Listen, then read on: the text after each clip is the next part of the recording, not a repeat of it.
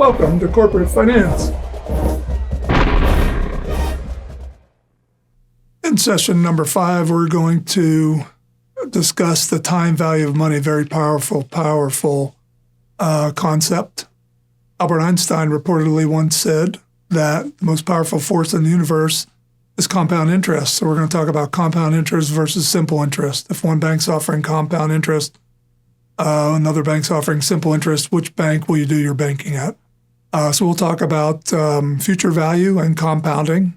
One equation in session 5, FV equals PV times 1 plus R to the T. And from that, we can calculate any of those 4 variables, PV, FV, R, and T. We're also going to look at present value and discounting. So what happens if we bring some dollars in the future back to today? Times 0, we'll call that times 0.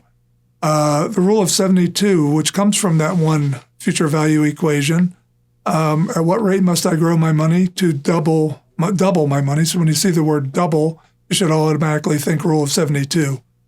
72 over R equals approximately equal to T, and 72 over T equals approximately to the rate at which you need to grow your money over a certain period of time. Finally, we'll look at evaluating investments using that one equation. How much do you have to invest today in one big lump sum to become a millionaire by the time you're 65 at 10%? You can use that formula to do that. How much will it cost you to send your child to college? You know what it costs you to go to college. What will it cost you to send your child to college if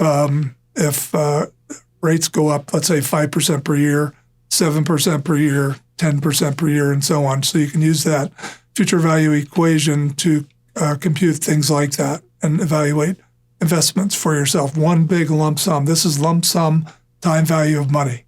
Here are some key formulas to know. Basically, there's one formula in Chapter 5, 24 karat mnemonic moments of magic. And here it is, future value equals present value times 1 plus R to the T. 4 variables on both sides of this equation. And you can substitute, place 3 figures in there and calculate any of the fourth. Present value then is simply future value over 1 plus R to the T. That's just rearranging that first formula.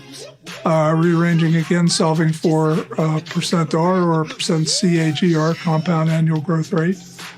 That's future value over present value to the 1 over T power minus 1.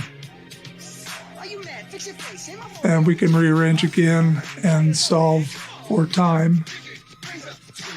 T equals natural log of FV over PV divided by natural log quantity 1 plus R.